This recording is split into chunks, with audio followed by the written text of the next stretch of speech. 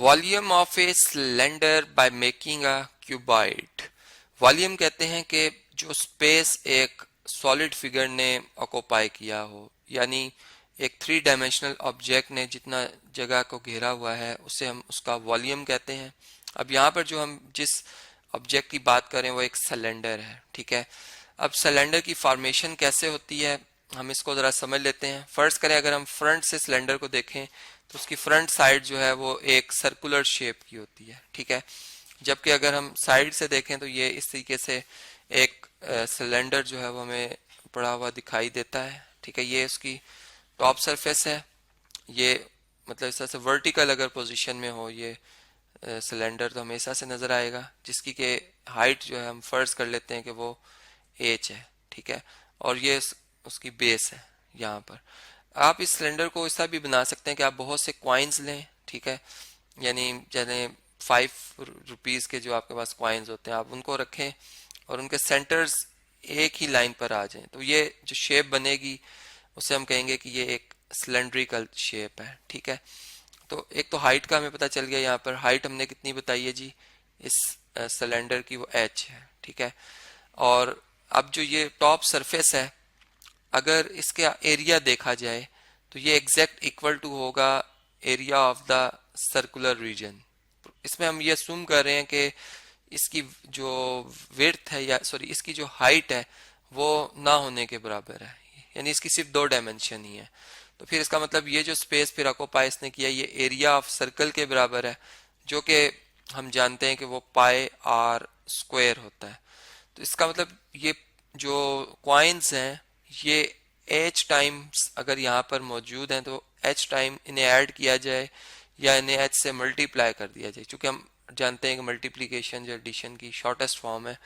तो वॉल्यूम हमारे पास जो आएगा, यानी टोटल स्पेस जो कि इस सॉलिड फिगर ने ऑक्यूपाई किया है, वो h time pi r square आ जाएगा।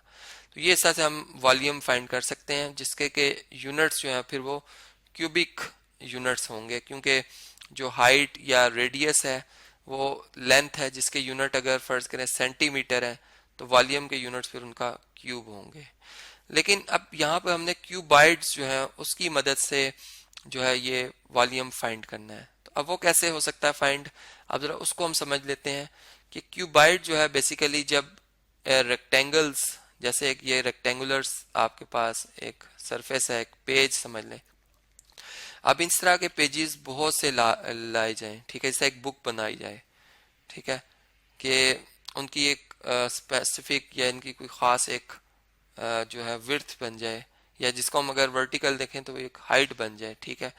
फर्ज करें कि वो यहाँ तक हम इसकी हाइट को रिप्रेजेंट कर लेते हैं कि इतनी एक हाइट है, ठीक है।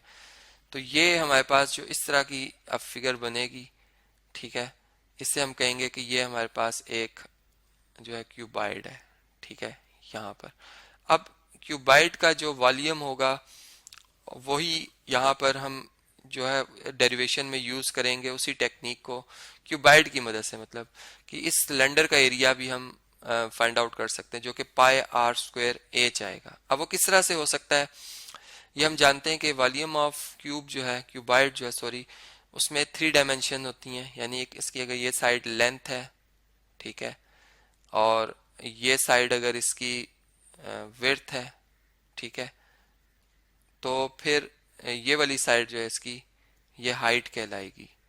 और इन तीनों लेंथ्स का प्रोडक्ट ले लिया जाए तो हमारे पास जो है वॉल्यूम आ जाएगा, ठीक है। तो ये तो ऑलरेडी हमने जो रिलेशन है ड्राइव किया ही हुआ है।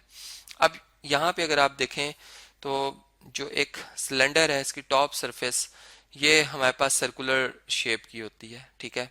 और हम जानते हैं कि एक सर्कल में जो टोटल मतलब इसकी एक राउंड अगर हम लिया जाए, पूरा एक रेवोल्यूशन ली जाए, तो वो हमारे पास कितने डिग्री बनता है, वो इक्वल टू बनता है 360 डिग्री के, या इसको हम 2 पाई रेडियंस भी कह रहे होते हैं, ठीक है। अब अगर मैं इसमें सेक्टर्स बनाऊं, सेक्टर कहते हैं जी कि अगर सर्कल के सेंटर को जो है सर्कल की एक आर्क से ऐसा से ज्वाइन किया जाए कि आर्क के एंड पॉइंट्स को सेंटर से ज्वाइन कर दिया जाए, तो ये एक मेरे पास सेक्टर बन गया है।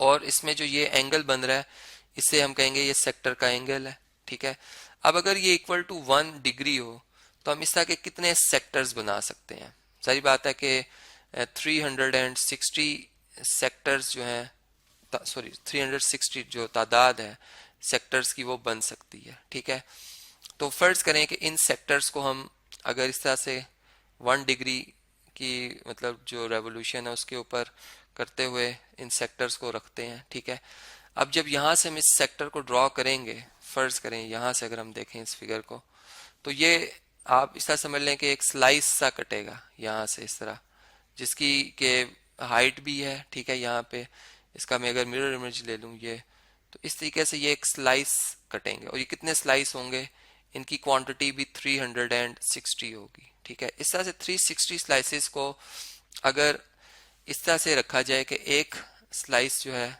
जिस तरह से ये हमें नज़र आ रहा है, ठीक है, यहाँ पर इस तरह मैं इसको थोड़ा सा इसका एक आइडिया आपको दे देता हूँ कि ये एक स्लाइस है फर्ज करें।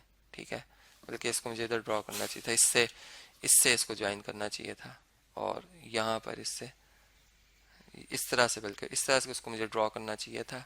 ये स्लाइस कुछ इस तरह का हो अगर, ठीक है, तो ये एक को अगर हम मतलब फॉरवर्ड डायरेक्शन में और एक को रिवर्स डायरेक्शन में रखें, इस तरह के स्लाइसेस के, अब जो सेकंड स्लाइस है उसकी जो ये वाली साइड है उसको अगर यहाँ पर इस पॉइंट से जोड़ा जाए और इस तरह से उसको उल्टा के रखा जाए इस तरह, ठीक है, यहाँ पर, तो ये एक जो शेप मुकम्मल बनाएगा वो एक मुकम्मल एक रेक्टेंगल की होगी। ठीक है, इस तरह से तो हमारे पास मतलब रेक्टेंगल्स आएंगे जो कि इस तरह से हमारे पास हम इनको रखते जाएंगे इस पोजीशन में रेक्टेंगल्स को हम रखते जाएंगे। ठीक है, और वो एक हमारे पास जो फिगर बनाएंगे वो होगी किसकी जी, वो फिगर बन जाएगी एक पैरेललो सॉरी एक क्यूबाइड की पिक्चर बनेगी। ठीक है, और उसमें जो ये डिस्टेंस होगा ये एग्जैक्ट रेडियस ऑफ द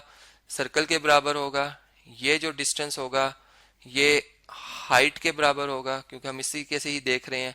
जबकि ये जो क्वांटिटी होगी ये सरकमफ्रेंस की लेंथ के हाफ के बराबर होगी, क्योंकि सरकमफ्रेंस टोटल लेंथ ऑफ जो सर्कल है, ये राउंड जो ट्रिप है इसका, ये होता है 2 पाई आर। तो हमने इसको 2 पे डिवाइड किया है, क्योंकि उसके एक पार्ट को हम इस तरह से रख रहे हैं और एक को रिवर्स ऑर्डर में। तो पाई आर, तो देखिए अगर इन तीनों का प्रोडक्ट लिया जाए, पाई आर को आर से और एच से मल्टीप्लाई किया जाए, तो ये पाई आर स्क्वायर एच ही बनता है। और इस तरीके से हम जो वॉल्यूम ऑफ सिलेंडर है with the help of cuboid वो फाइंड आउट कर सकते हैं।